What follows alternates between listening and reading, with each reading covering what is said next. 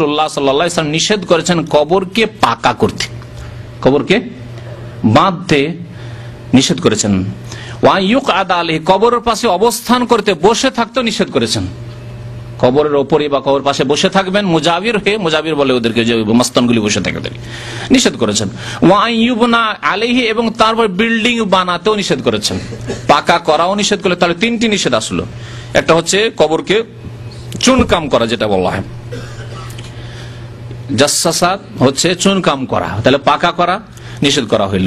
তারপরে বসা, সেখানে বসে থাকা না, দোয়া করবেন, দোয়া করে চলে আসেন আপনি মাইয়েতের জন্য, তার জন্য দোয়া করেন, নিজের জন্য নয়। নিজের জন্য দোয়া করার জন্য আল্লাহর ঘর মসজিদ আছে, নিজের বাড়ি আছে। কবর ওয়ালার জন্য দোয়া করুন, দোয়া করে ফিরে আসেন। বসে থাকা সেখানে নিষেধ করা হইল। ঘর বাড়ি বিল্ডিং তৈরি করা আইয়ুবনা আলাইহি, তাও নিষেধ করা হইল, মুসলিম শরীফের হাদিস। কবর যদি বেশি উঁচা করে কেউ তৈরি করে, যতগুলি মাজারের পূজা হচ্ছে সেগুলি আধা হাতের বেশি উঁচা। নবী করিম সাল্লাল্লাহু আলাইহি ওয়াসাল্লাম বলেছেন আধা হাতের বেশি কোনো কবর উঁচা থাকবে না। যদি কোনো উঁচা কবর থাকে তার সাথে কি আচরণ করতে হবে শুনুন। কোন কবর যদি পাকা থাকে তার সাথে আমাদের ফরজ দায়িত্ব কি করণীয় তা শুনুন। আবুল হাইয়াজ আল আসাদি রাহমাতুল্লাহ আলাইহি, আলী ইবনে আবি তালিব রাদিয়াল্লাহু তাআলা আনহু ছাত্র তাবেঈ, তিনি বলছেন কালা কালালি আলী ইবনে আবি তালিব, আমাকে আমার ওস্তাদ আলী ইবনে আবি তালিব রাদিয়াল্লাহু তাআলা আনহু, নবী করিম সাল্লাল্লাহু আলাইহি ওয়াসাল্লামের প্রিয় জামাই, প্রিয় ভাই, চাচাতো ভাই, চতুর্থ খলিফায়ে রাশেদ, হাসান হোসেনের পিতা, ফাতেমা রাদিয়াল্লাহু তাআলা স্বামী রাদিয়াল্লাহু তাআলা আনহুম আজমাইন বলছেন, আলা আবআসুকা আলা মা বাসানি আলাইহি রাসূলুল্লাহ সাল্লাল্লাহু আলাইহি ওয়াসাল্লাম, তোমাকে কি এমন একটি গুরু দায়িত্ব দিয়ে পাঠাবো যে গুরু দায়িত্ব দিয়ে আমাকে রাসূলুল্লাহ সাল্লাল্লাহু আলাইহি ওয়াসাল্লাম একদিন পাঠিয়েছিলেন। তোমাকে একটি বড় দায়িত্ব দেব, যেটা পালন করতে হবে, যেই দায়িত্ব আমাকে একদিন রাসূলুল্লাহ সাল্লাল্লাহু আলাইহি ওয়াসাল্লাম দিয়েছিলেন। কি? দুইটি কাজ। আল্লাহ তাদা তিমসালান ইল্লা তামাসতাহু, কোন ছবি যদি পাও বা কোন মূর্তি যদি পাও তা নিশ্চিহ্ন করে দেবে। ছবি থাকে ছিঁড়ে ফেলে দাও, ভেঙে ফেলে দাও, হ্যাঁ, মূর্তি তৈরি করতে ভেঙে ফেলে দাও, নিশ্চিহ্ন করে দাও, তামাসতাহু, মুছে ফেলো। ওয়ালা কবরান মুশরিফান, আর যদি কোনো উঁচা কবর পাও, উঁচা হয়ে আছে, মাজারগুলি কত উঁচা করা আছে, কমপক্ষে এক হাত 1.5 হাত উঁচা করে পাকা করে বাঁধা আছে, বুকের উপরে একেবারে এত ভারী পাথর চাপা আছে যে আল্লাহ জানে বেচারাকে কত কষ্ট হচ্ছে। ওয়ালা কবরান মুশরিফান, উঁচা কবর যদি পাও, ইল্লা সাওয়াইতাহু, তাহলে তাকে বরাবর করে দেবে। সাওয়া মানে বরাবর করে দেওয়া, লেভেল করে দেবে। লেভেল করে দেওয়ার মানে ওই হাদিসকে সামনে রাখতে, যে হাদিসে বলা হয়েছে যে শিবির মানে আধা হাত উঁচা থাকবে কবর, এই আধা হাত উঁচা থাকবে এবং কাঁচা থাকবে, পাকা নয়। আধা হাত উঁচা মাটি নতুন কবর উপর থাকবে, তারপরে বসে যাবে, আর উঁচা করার প্রয়োজন নেই। পুরনো হয়ে গেছে, বসে গেছে, নেমে গেছে, আর উঁচা করা আর প্রয়োজন নেই, বরং জায়েজও নেই। দরকার নেই যে বারবার করে আসবেন আর আমার আব্বার কবরটাকে একটু উঁচা করি, আধা হাত উঁচা করি, না। প্রথম যখন কবর, নতুন কবর দিলেন তখন আধা হাত উঁচা করে রাখবেন মাটিটা।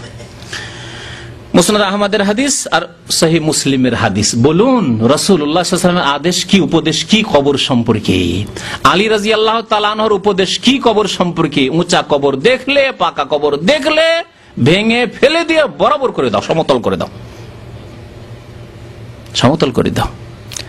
এই দায়িত্ব কে পালন করবে? রাসূলুল্লাহ সাল্লাল্লাহু আলাইহি ওয়াসাল্লাম যেমন আল্লাহ পাক তাকে ক্ষমতা দিয়েছিলেন তিনি পালন করেছেন, আলী রাদিয়াল্লাহু তাআলা আনহুকে ক্ষমতা দিয়েছেন, খলিফা হয়েছিলেন তিনি পালন করেছেন। সুতরাং সরকারদেরকে বলবো, তাদের দায়িত্ব হচ্ছে দেশে যত পাকা কবর রয়েছে, যেসব কবরে আল্লাহ ছাড়ার পূজা হচ্ছে, সেজদা হচ্ছে, শিরক হচ্ছে, কুফরি হচ্ছে, সেসব কবরগুলিকে সমতল করে দাও, সাধারণ কবরে পরিণত করা।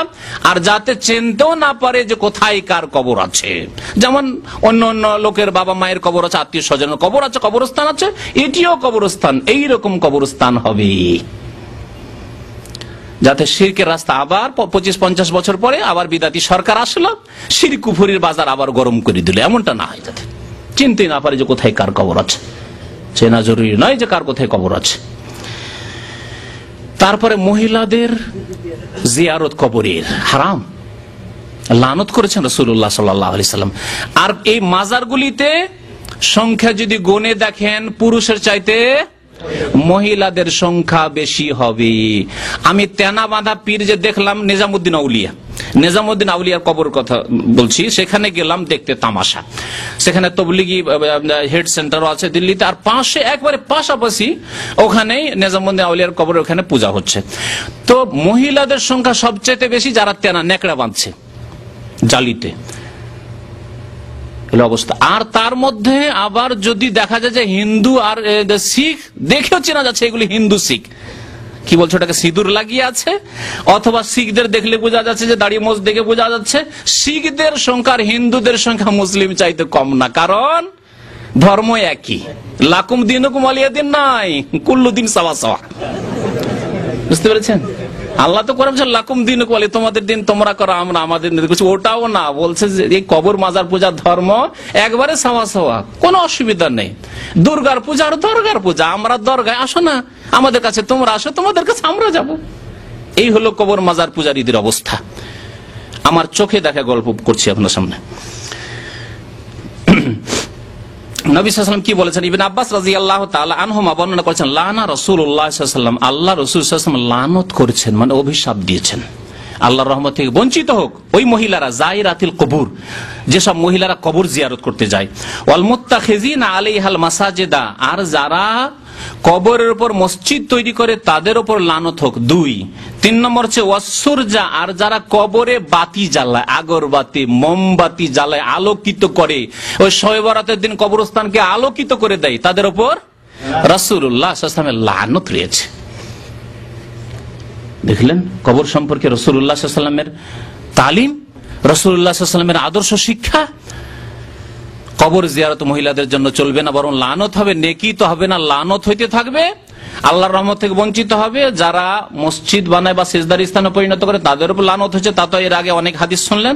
আর যারা বাতি টাতি জ্বালায়, আলোকিত করে কবরস্থান কিংবা মাজার কি, তাদের উপরও রাসূলুল্লাহ সাল্লাল্লাহু আলাইহি ওয়াসাল্লাম লানত রয়েছে। আবু দাউদের হাদিস, তিরমিজির হাদিস, আর হাদিসটি হাসান।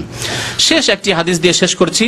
আবু হুরায়রা রাদিয়াল্লাহু তাআলা আনহু বর্ণনা করেছেন, ক্বালা রাসূলুল্লাহ সাল্লাল্লাহু আলাইহি ওয়াসাল্লাম, লা তাত্তাখিযু বুয়ুতাকুম কুবুরা, তোমরা তোমাদের বাড়িগুলিকে কবরে পরিণত করিও না, তোমরা তোমাদের বাড়িগুলিকে কবরে পরিণত করিও না। এর অর্থ কি? একটি অর্থ হচ্ছে যে তোমাদের বাড়িতে কবর দিও না, ঘরে ঘরে কবর দিও না। আব্বা মারা গেছে, দূরে আর কোথায় দিতে যাব, মায়ের ঘরে কবরটা দিয়ে দিই। রাসূলুল্লাহ সাল্লাল্লাহু আলাইহি ওয়াসাল্লাম হয়েছে তো আমি অসুবিধা কি, আমার আব্বার কবরটা মায়ের ঘরে দিয়ে দিই? না, এরকম করবেন না। বাড়ির পাশে ভিটে মাটিতে পাশে কবর দিয়ে, আজকে কত লোক মাসলা জিজ্ঞেস করতে আসে, কালকে 2 জন লোক এসছে, এরকম 2 জন লোক এই মাসলা জিজ্ঞেস করতে। কবর হয়ে গেছে আমার পুকুরের চারিদিকে, এক ভাই জিজ্ঞেস করছে, আর এখন ওই কবরগুলি রাখতে পারছে না, এখন ভিটে মাটি করতে হবে। মসজিদের পাশে কবর, এখন মসজিদ বড় করতে হবে, এখন কবর কি করব, ভিটে মাটির পাশে কেন করলেন এইরকম? আরে এখন প্রশ্ন কেন, এই বিদাতি কাজ কেন করবেন? কবরস্থানে কবর দেন আলাদা করে, ভিটে মাটি থেকে দূরে, যাতে করে এমন না হয় যে 25-50 বছরের মধ্যে কবর জানছি আর তার উপরে আমাকে বাস করতে হচ্ছে, আমার ছেলে মেয়েদেরকে বসবাস করাইতে হচ্ছে, ছেলের রুম তৈরি করতে হচ্ছে। তো লা তাজআলু বুয়ুতাকুম কুবুরা, তোমাদের ঘরগুলিকে কবরে পরিণত করিও না, একটি অর্থ এটি। আর আরেকটি অর্থ হচ্ছে যে কবরের উপর যেমন নামাজ জায়েজ নাই, তেমনি তোমরা নিজের ঘরগুলিকে নামাজ শূন্য করিও না। ঘরে কোনোদিন নামাজই পড়ো না, ফরজ নামাজ, সুন্নত, বেতর, নফল, এমনকি বসে নফলটাও, ওইটাও মসজিদে না আমাদের দেশের লোকদের। আরে 17 রাকাতই যদি পড়েন, বাড়িতে এসে পড়েন না, আপনি আপনার বাসাতে পড়েন, 4 রাকাত ফরজটা পড়েন না মসজিদে, আর খুব বেশি পড়লে সুন্নাতে রাতে বাটা পড়লে পড়ুন, আর না হলে সেটাও বাড়িতে বাসাতে এসে পড়লে বেশি নাকি পাবেন। বাকি বাসায় এসে নামাজ পড়ুন, 17 রাকাত সারা রাত নামাজ পড়তে থাকেন, এই দেখি এত লম্বা নামাজ কেন? সুন্নতের খেলাফ কাজ। লা তাজআলু বুয়ুতাকুম কুবুরা, তোমাদের ঘরগুলিকে কবরের মতো করে দিও না, মানে কবরে যেমন নামাজ পড়া জায়েজ নয়, তেমনি তোমাদের ঘরগুলিকে একবার নামাজবিহীন করে দিও না, বরং নামাজ পড়বে তোমরা, নফল নামাজ বাড়িতে পড়ে। আফজালু সালাতিকুম ফি বুয়ুতিকুম ইল্লাল মাকতুবা, আফজালু সালাতিল মারই ফি বাইতিহি ইল্লাল মাকতুবা, মানুষের সবচাইতে উত্তম নামাজ হচ্ছে বাড়িতে নামাজ, ইল্লাল মাকতুবা, ফরজ নামাজ ছাড়া। ফরজ নামাজ মসজিদে পড়তে হবে, বাকি সুন্নত, বেতর, নফল, তাহাজ্জুদ সব নামাজ, চাস, দোহা সব নামাজ বাড়িতে পড়া উত্তম। ওয়ালা তাজআলু কবরি ঈদান, এবং তোমরা আমার কবরকে মেলায় পরিণত করিও না, যেটা এখানে বলতে চেয়েছি হাদিসে। অতিরিক্ত আরেকটি বিধান কি আসলো, যে কবরে মেলা লাগানো জায়েজ নয়। আর মেলার নাম ইন্ডিয়া বাংলাদেশে পীরতন্ত্রের বিশ্বাসীরা কি দিয়েছে? ওরস। ওরস মানে মেলা, হিন্দুরা মেলা বলে আর এরা ওরস বলে। ওরসের শাব্দিক অর্থ হচ্ছে বিবাহ শাদী। এই বিবাহ শাদীর দিন কেন? বিবাহ শাদীর দিনে বাসর হয়,